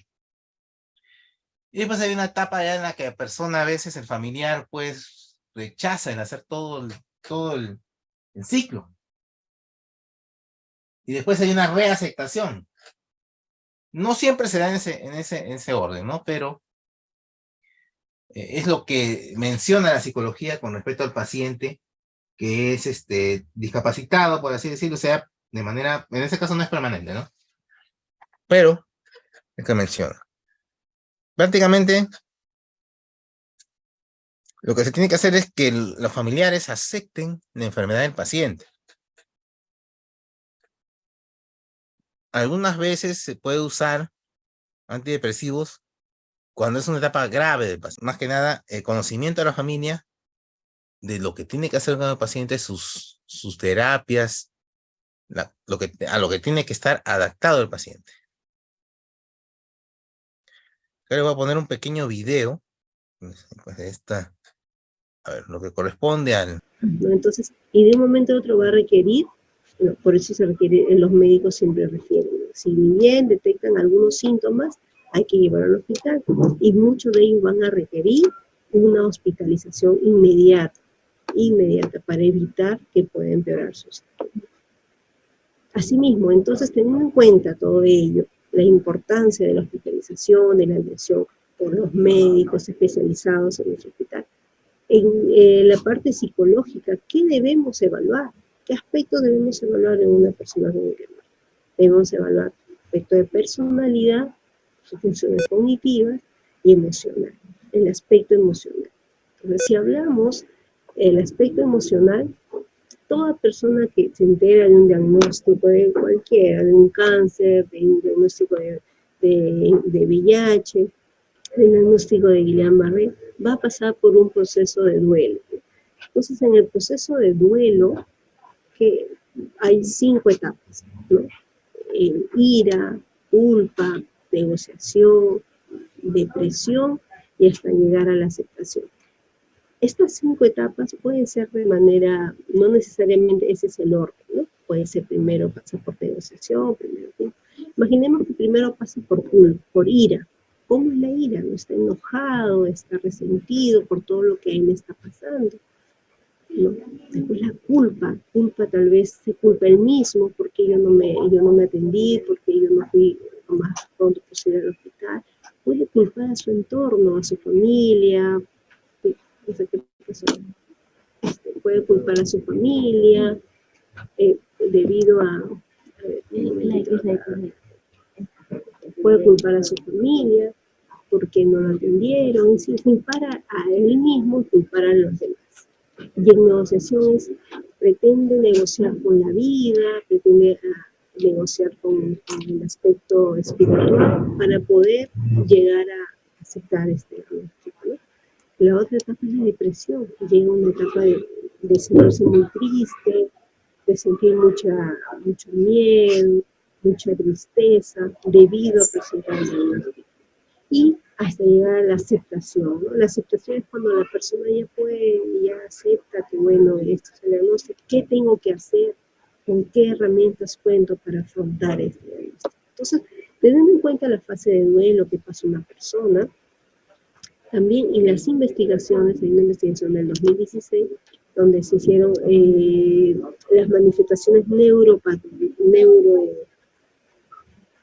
neuropatológicas y neuropsiquiátricas en pacientes con inflamación de neuropatías, y en Guillain-Barré, y lo que se encontró, ¿cuáles son los dos diagnósticos o los dos síntomas que presenta el paciente? Son la ansiedad y la depresión, ¿no? Entonces los dos van de la mano siempre en un paciente con Guillain.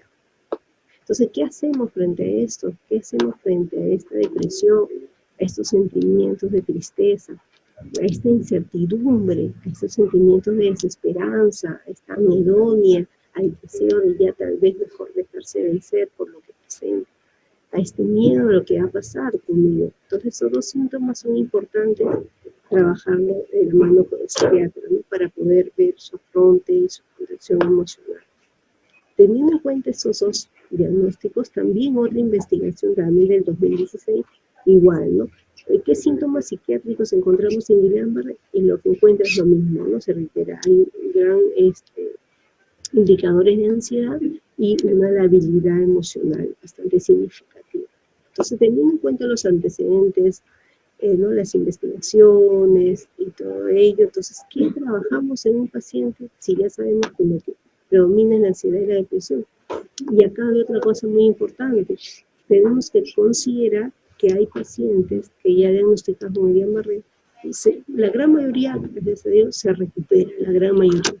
Pero ¿qué pasa con los pacientes que quedan con alguna secuela?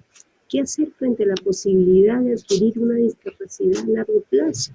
¿Qué hacemos con estas personas? Imagínense, afrontar la inmovilidad duradera y la dependencia de los demás para realizar sus actividades en la vida diaria.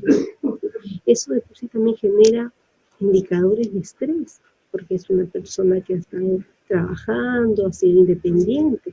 Entonces, tenemos que considerar este punto, ¿no? En trabajar el aspecto emocional en personas que, por lo general, la gran mayoría se recupera, pero ¿qué hacemos con las personas que tienen o que se quedan con alguna secuela? Entonces, acá yo hincapié trabajar también el aspecto de personalidad. Entonces, en cuanto a personalidad, antes de ello, el entorno social, ¿no? En el entorno social podemos ver que hay factores de riesgo. ¿Cómo es el entorno social? Tal vez en el entorno hay alcoholismo, hay drogadicción, tengo una familia disfuncional, quiénes me criaron, o hay factores protectores, mis padres son muy unidos, tengo una familia que se preocupa por mí, que yo percibo esta preocupación de todos por mí, hay buena comunicación entre los miembros del hogar. Entonces, todo ello, y cómo ha sido, en dónde me criado, porque sabemos que un 40% es genético, pero el 60% depende mucho del entorno social. Y este 40% más el 60% que es el entorno social, va a crear lo que es mi personalidad. Entonces, en cuanto a personalidad, que va de la mano siempre con el contexto social, depende el 60% del contexto social, yo tengo que analizar a una persona con Guillain-Barré, analizar si hay una predisposición genética de poder hacer un trastorno mental.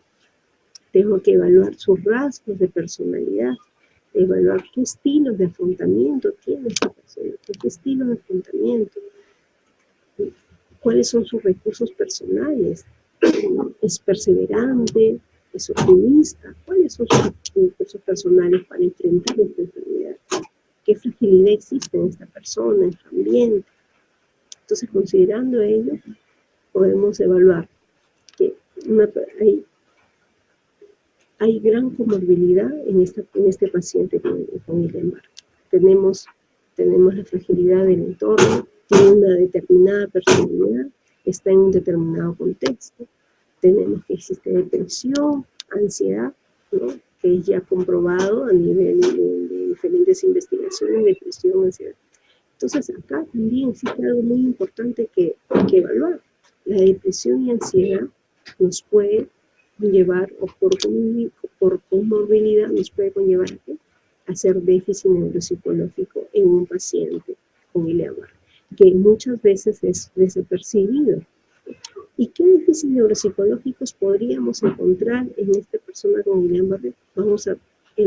Algunos pacientes que se les ha podido realizar una evaluación, porque no a todos se les ha podido evaluar, porque muchos están en UCI, en cuidados intensivos, y a los que realmente han podido escribir y hacer una evaluación neuropsicológica, se ha podido detectar que hay un deficiente desempeño en las tareas que requieren velocidad de procesamiento, en tareas que requieren memoria de trabajo, en las tareas que requieren atención alternante, atención dividida.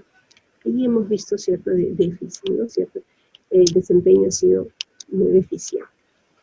Entonces, estas manifestaciones neuropsicológicas, ¿cómo pueden afectar en la persona? Va a afectar a nivel conductual y a nivel cognitivo, ¿no? Entonces, miren, si en la persona existe mayor manifestaciones neuropsicológicas, es decir, tiene más dificultades en la atención, su proceso de información es lento, el razonamiento abstracto, la fluidez verbal, se ve más afectado. Y esto, sumamos más los factores de riesgo que puede haber en su... Bueno, vamos entonces a dejar ese video porque es un poquito largo, no. Solamente quería que se enfoquen en cierta parte del mismo, ya que confiere a lo que son los cuidados y lo que uno debe de tener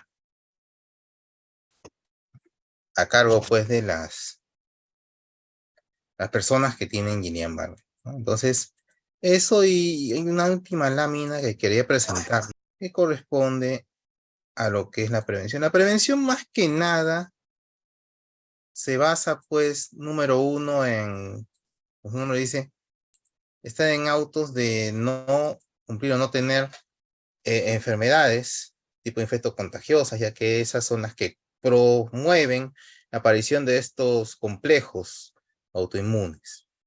Entonces, más que nada evitar, pues, mediante el lavado de manos y la higiene continua, lo que es las infecciones respiratorias y el aparato gastrointestinal, número uno. Lo segundo, el lavado de frutas y verduras, ya que este confiere a veces también ese tipo de infecciones. En las personas sucede eso. Asimismo, tener mucho cuidado. Por ejemplo, las personas deben tener al menos sus vacunas completas. Hablando de los niños menores de 5 años y los adultos mayores en lo que corresponde a influenza. Ya se sabe que la influenza es uno de los factores. Ahora también se incluye ya lo que es COVID-19, ya que hay vacuna para SARS-CoV-2. Y es uno de los factores también que pueden suscitar ese tipo de enfermedades y posteriormente ya el síndrome de Guillain-Barré, ¿no? Lo otro también, en el caso de zonas tropicales, que utilizan, pues, que tienen continuamente infestación por Aedes aegypti, que esto produce, pues, lo que es Zika, dengue, chikungunya. Entonces también usar mosquitero en esas zonas, sobre todo en las épocas donde hay mayor proliferación de Aedes aegypti. Y eso, pues, prodiga, pues, para nosotros lo que es la prevención de la aparición de eventos como Zika y otros. Entonces, esto es lo que quería compartir con ustedes el día de hoy. Sí, y otra lámina, la última, sí. Con lo cual, pues, daríamos por concluida esta sesión ya que vemos estas situaciones son bastante alternas. El día de hoy 23 estamos pues concluyendo esta sesión. No sé si ustedes tienen alguna consulta, alguna pregunta más. Hoy día hemos visto parte de manejo, fisioterapia y, bueno, una pequeña parte de prevención. Ayer de repente el tiempo fue corto para las preguntas, solamente máximo 10 minutos y ya habíamos pasado los 15 y bueno, Zoom se cortó, colapsó. Entonces, no sé si tengan alguna consulta con respecto a... les voy a dejar todos los links, los videos, las guías y aparte la presentación, para que no tengan ningún problema y puedan ustedes repasar todo este tema, porque es bastante amplio, es nuevo también, relativamente nuevo, porque en el año 2017, 18 se sacaron normativas y ahora se han recalcado, algunas ya un poco más investigadas, lo que teníamos hace unos años atrás, y con patologías nuevas, ¿no? Cuando digo hay relación directa con Zika. Entonces, si es así, a ver, usted indicó en caso, a ver, una pregunta ya, ¿no? En caso no haya ningún signo, se tiene que realizar una prueba de... No, las pruebas que les mostré ahí son etiológicas, para saber las causas de las infecciones que pueden haber suscitado después los complejos autoinmunes. La muestra de líquido cefalorraquídeo es cuando tienes los tres, la sintomatología, o sea, tienes la disminución de la motilidad, de la sensibilidad y de los reflejos. Ahí es cuando tomas para Guillain-Barré. Si yo quiero saber la causa,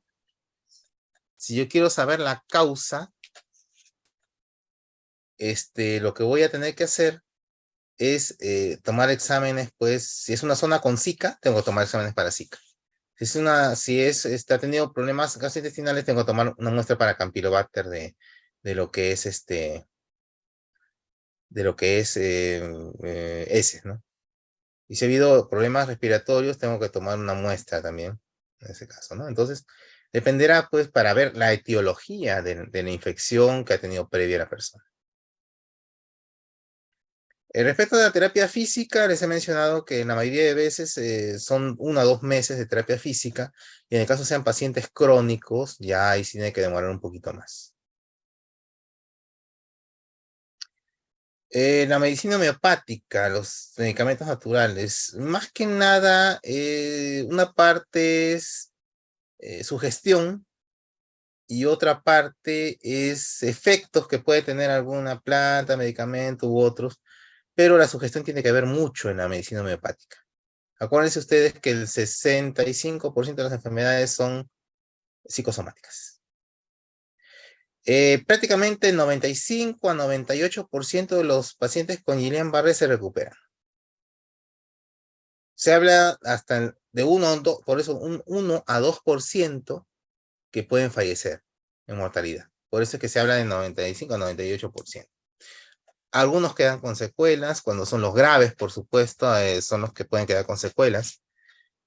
Una ojera o algo parecido, pero no es mucho, aunque no puedan contraer los dedos, ¿no?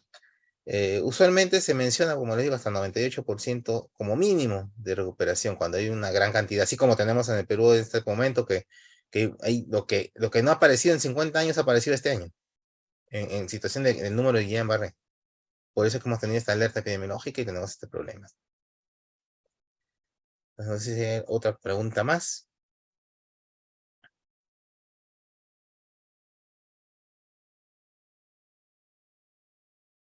Veo que ya no hay más preguntas.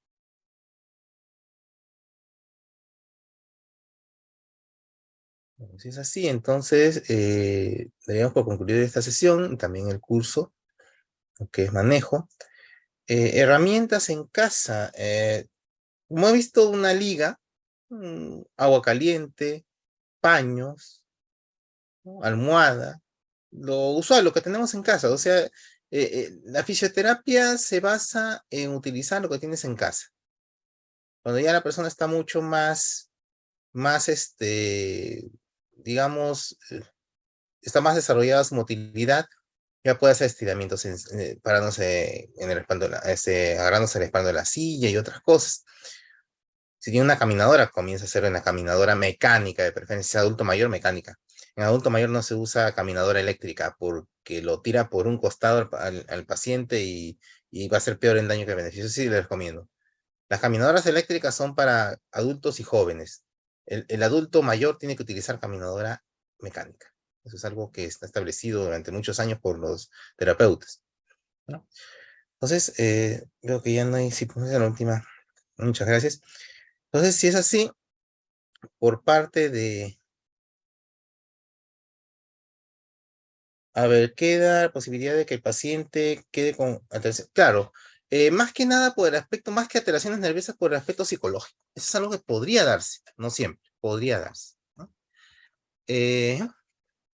Eso sí, como estaban viendo y los van a ver en el video que les voy a enviar a través de la Evaluativa, vamos a enviarles todo. No, la caminadora eléctrica para los adultos mayores no debe ir, es mecánica. Es mecánica. No se usa maquinaria eléctrica para adulto mayor. No se debe utilizar. Eso es algo que ya se encuentra establecido, ¿no? Entonces, si es así, daríamos pues por concluido el curso. Agradecer por parte del grupo Bagliati y quien les habla, Víctor Aquije, y esperemos encontrarnos en una próxima oportunidad. Espero que el curso sea de provecho para ustedes. El material se les estará enviando el día de mañana, probablemente hoy día, no sé. Hoy día yo estoy remitiéndolo todo, la presentación, los materiales, las guías, para que ustedes puedan de una u otra manera también tenerlo acá, ¿no? Gracias a ustedes también por su paciencia, por estos 2 días. Ustedes saben que es un esfuerzo que se realiza para poder brindarles a ustedes las pautas, ¿no? Lo primordial, lo principal. No todo, porque no somos especialistas en sí en el asunto, pero sí es nuevo el tema y es apasionante, ¿no? Entonces, muchas gracias a todos, que tengan también un bonito inicio de semana y nos estaremos viendo en una oportunidad posterior. Muchas gracias a todos. Nos vemos.